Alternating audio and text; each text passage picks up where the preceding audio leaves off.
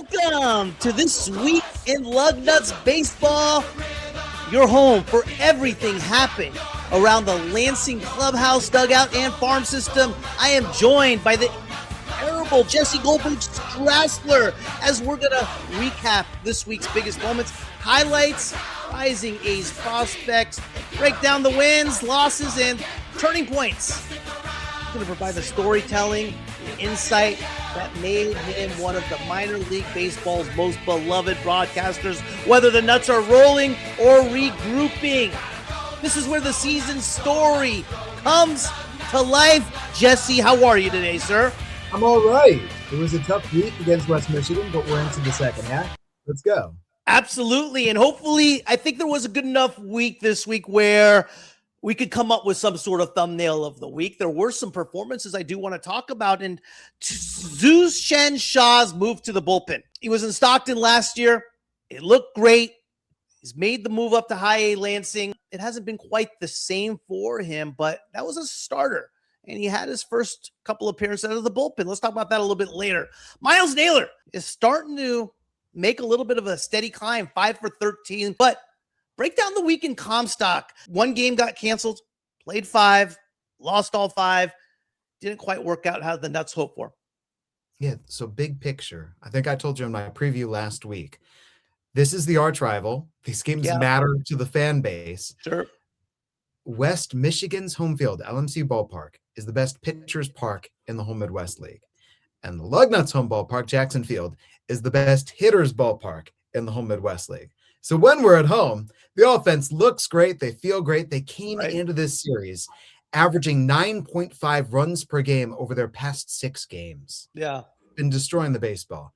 And then they come in here to Grand Rapids area. And I mean, we just saw it was like a faucet got turned off. Yeah. The offense got quieted. They lost their games, 4-1. They lost 16-0.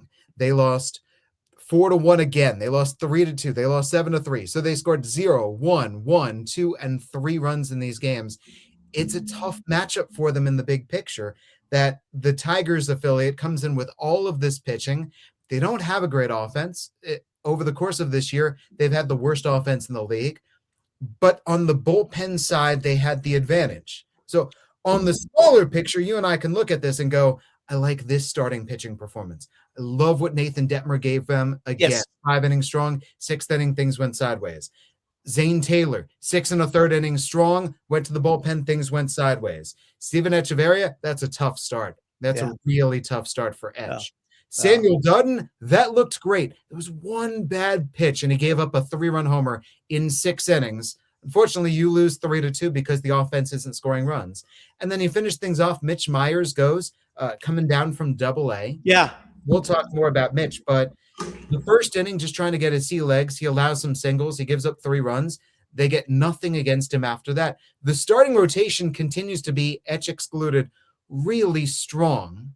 And that's where it's like, okay, is this offense only going to be explosive back at home in the hitter heaven? Right. Or can they figure out a way to pick up the bats a little bit?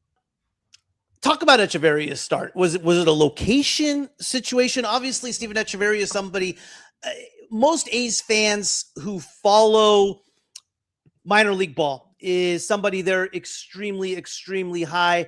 He was a 2023 third-round pick out of high school, and he was paid above his slot. He has stuff.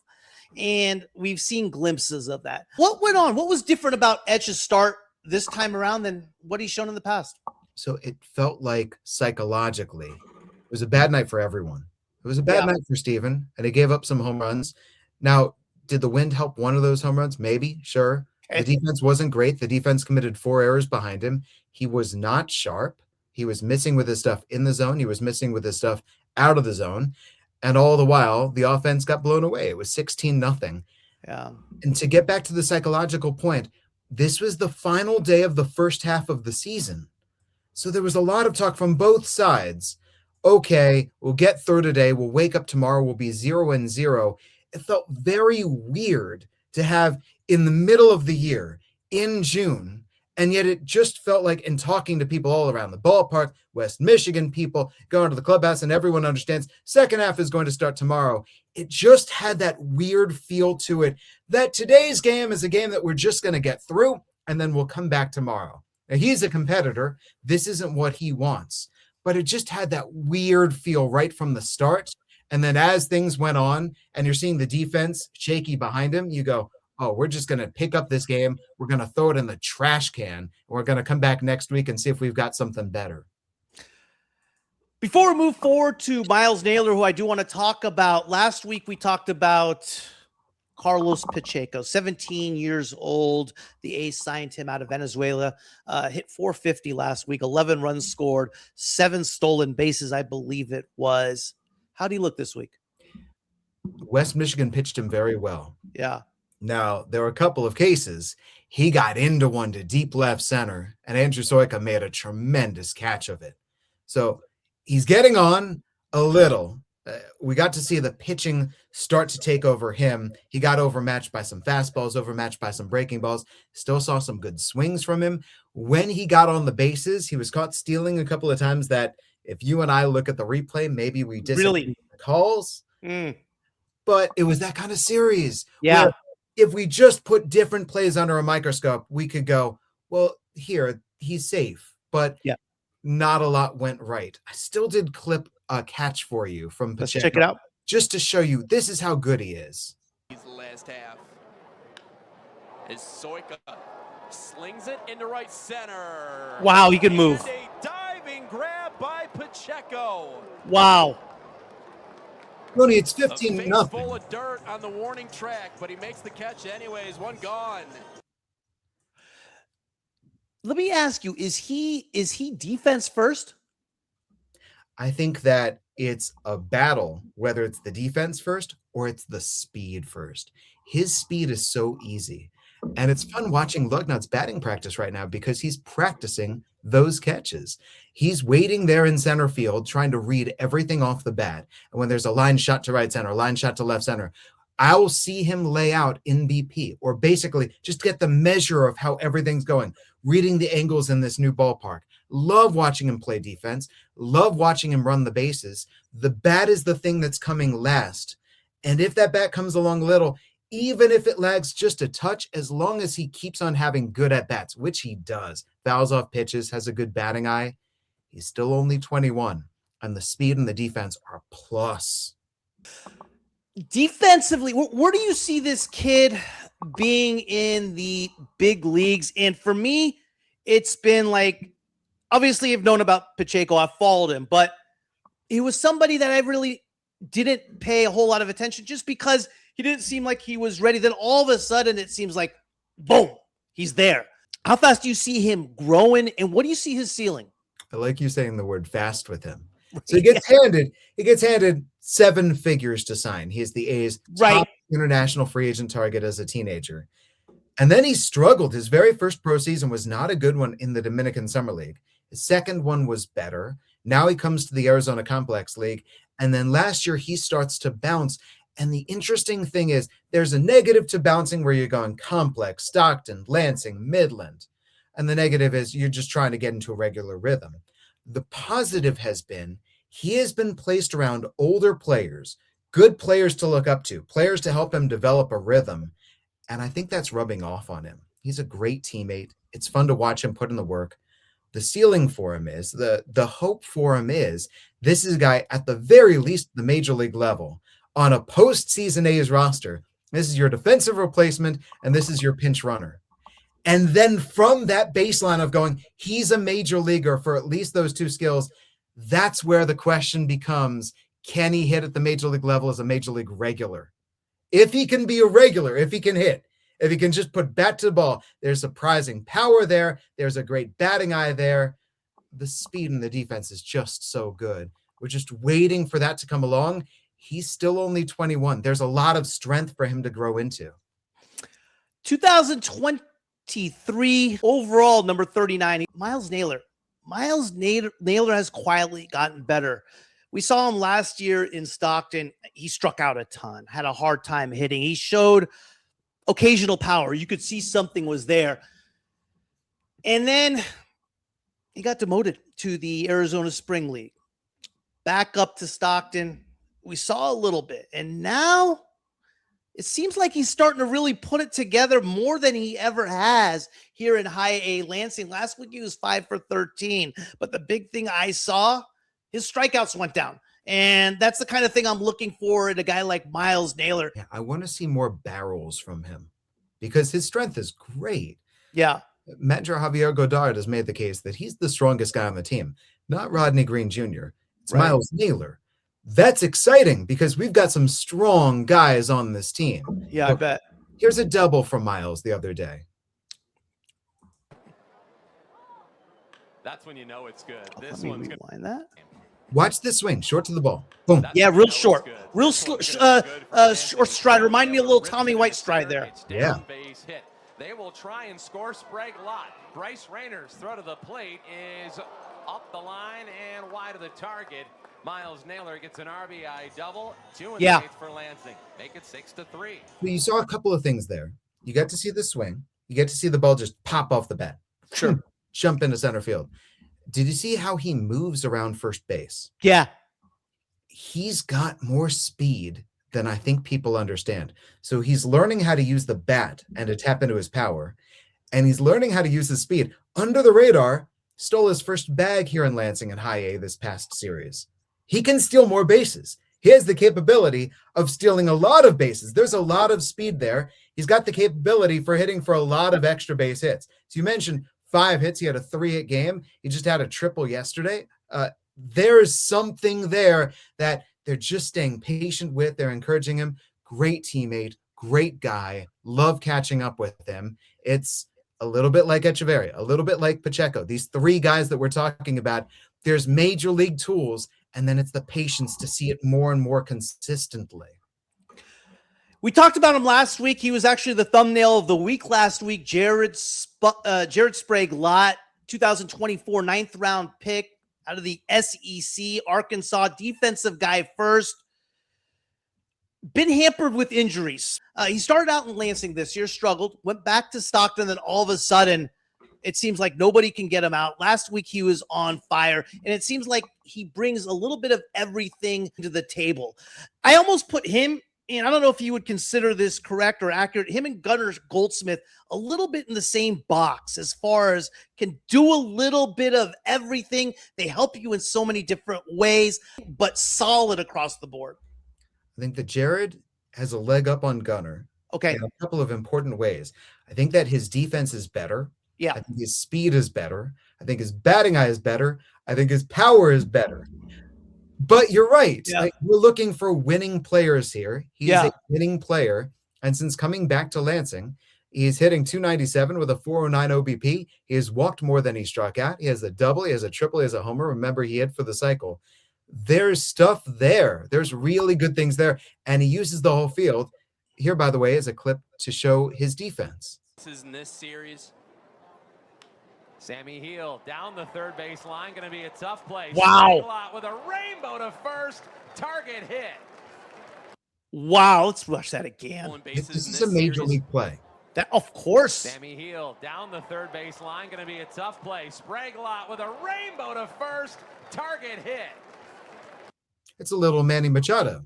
The first thing that caught my eye on a guy like Gunnar Goldsmith and Jared Sprague-Lott is their age, both 24 years old, I believe, but they're in High A.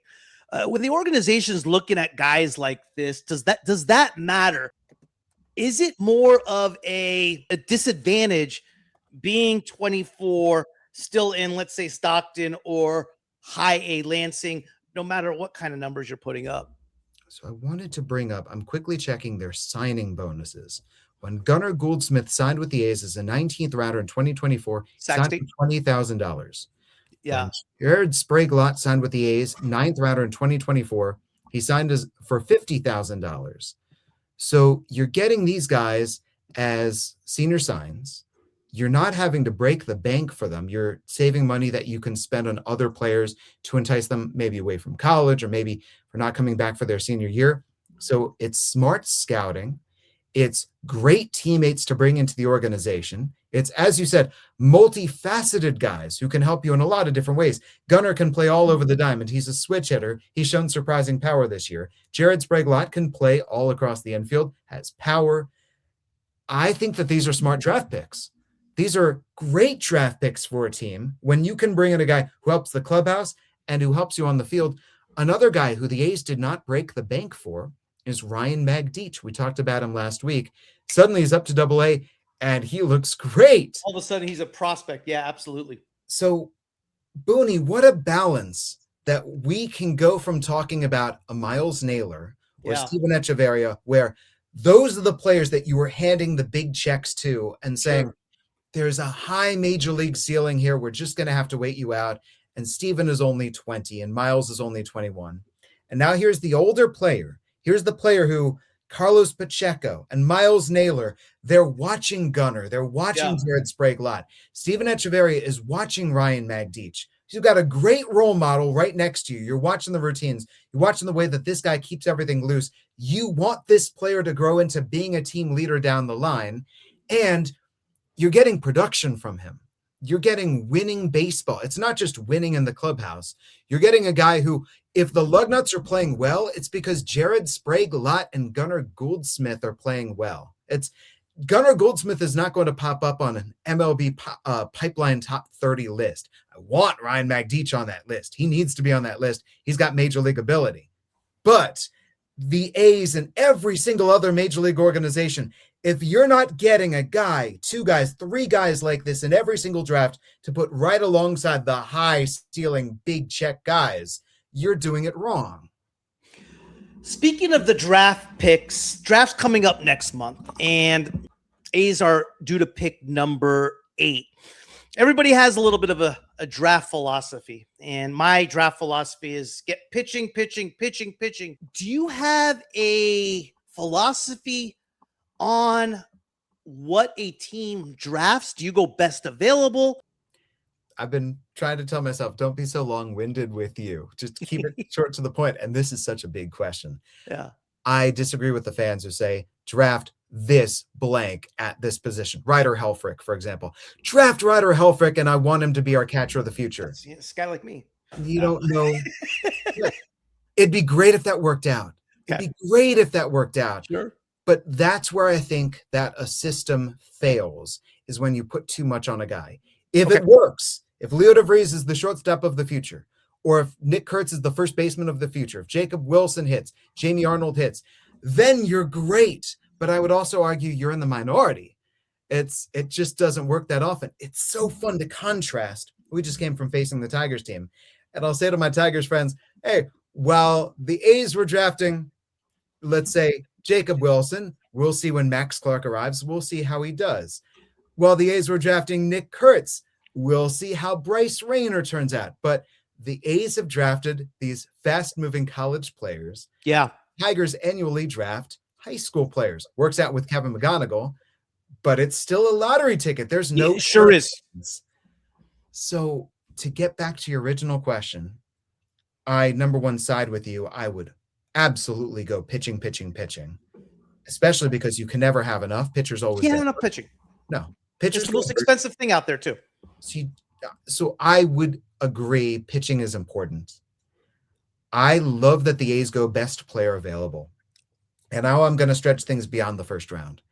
Okay, with your first round pick, you took Nick Kurtz.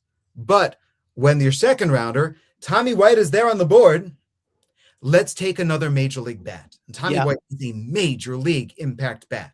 Absolutely. All right, we took Jamie Arnold. Devin Taylor's there on the board. It's a major league impact bat. He's crushing it right now. Yeah. Right. So I like this best player available philosophy. I think that I would just take a lot more pitching.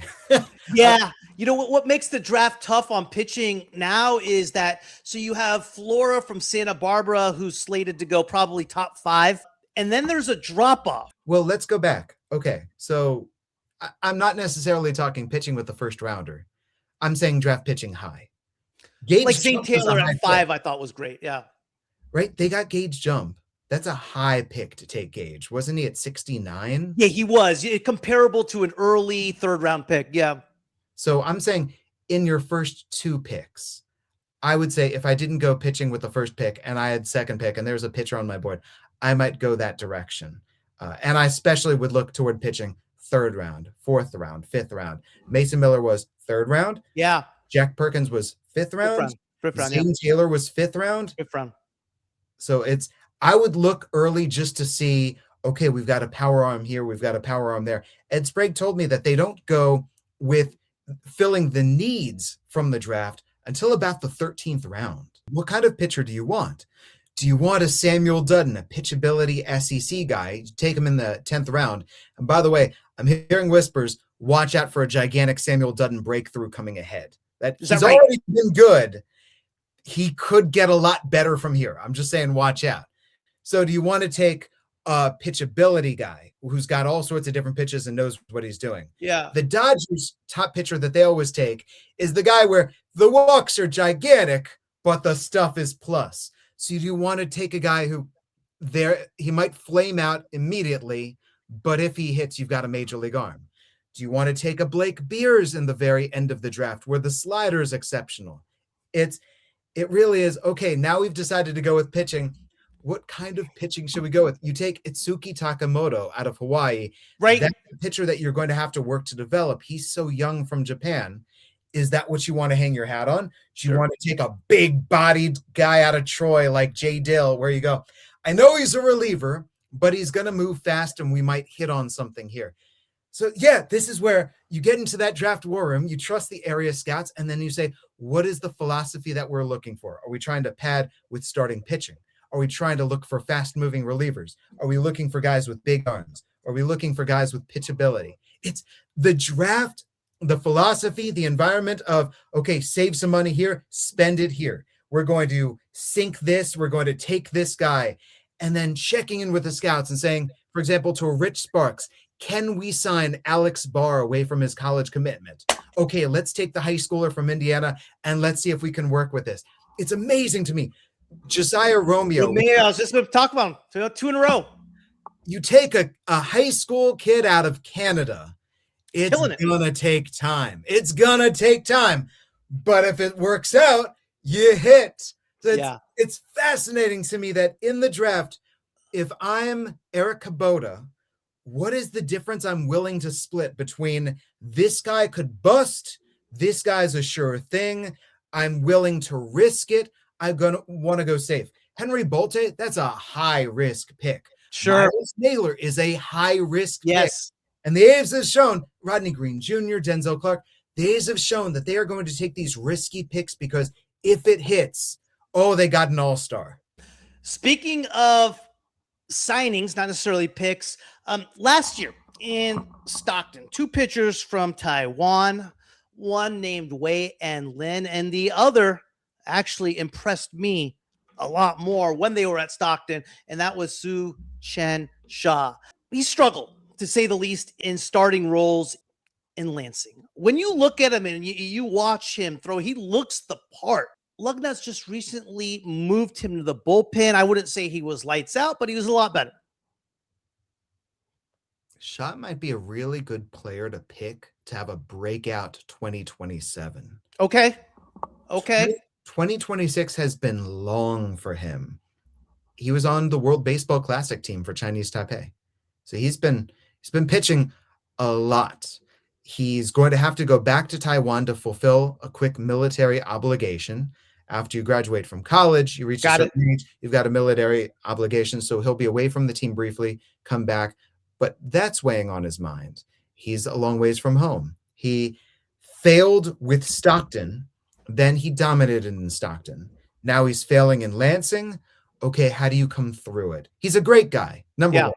Love talking with him. Love talking with his interpreter, Andy. Fascinating human being. His family is great. He's just trying to figure out what can he do with his stuff to get out. It's such a cool lab question. Okay, we're not seeing these results with the fastball. Let's try this. We're not seeing these results with the changeup. Let's try this. With the slider. So let's try this. His slider is a high spin rate breaking ball. There should be something there with it. But right now, this is, when you look at his stats, his first inning is so much better than his second, his third inning.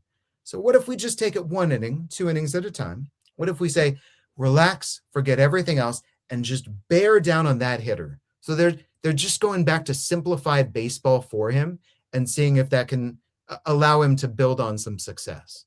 Before I get to the thumbnail of the week, I wanted to ask you about a player that I kind of put in the same box as a Pacheco, and that's a Pedro Pineda.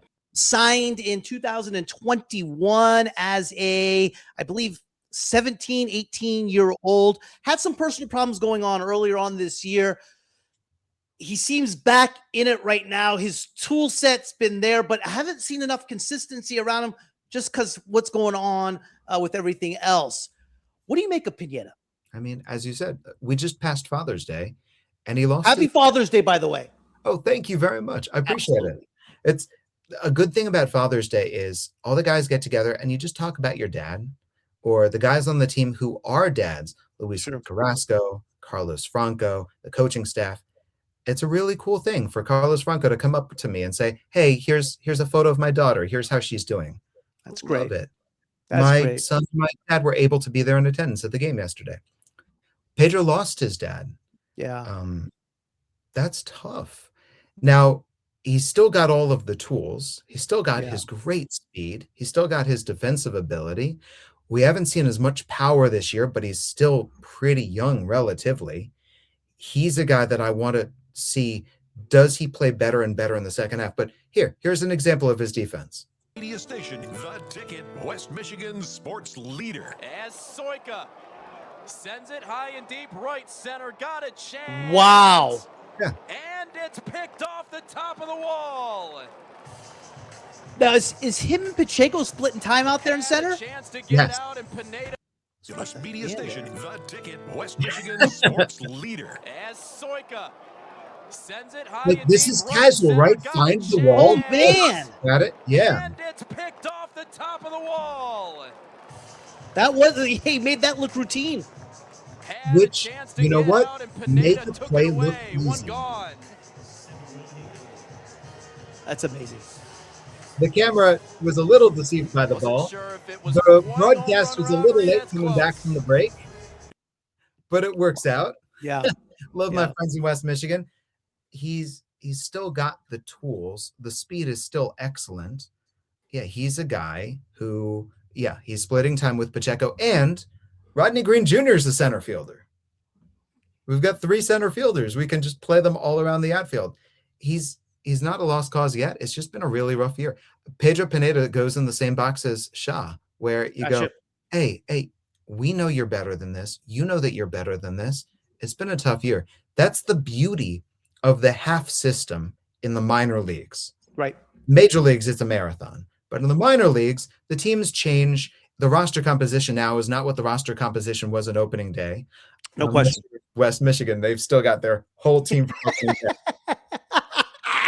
I'm looking around, I'm like, if you were our guys where we've promoted Devin and Casey and Bobby and Devin, you wouldn't have any of these guys, but congratulations to you. Now, okay, everyone starts 0-0. All the stats, we just say, what can you do now? And I feel like that's the minors throughout the year where I'll say he's hitting this in June. He's batting this in July. Because with the work that a person puts in, if he's putting in good work, if he's working with his coaches, if he's putting in that work himself, I should see development. I should see improvement as the year goes on. That's going to indicate to me who are the guys who it's all clicking for.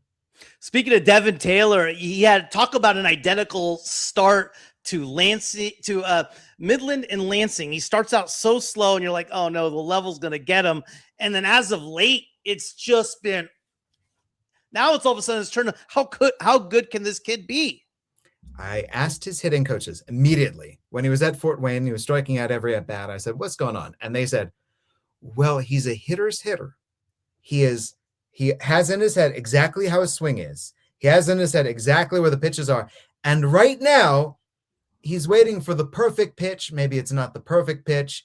Wait till he locks in.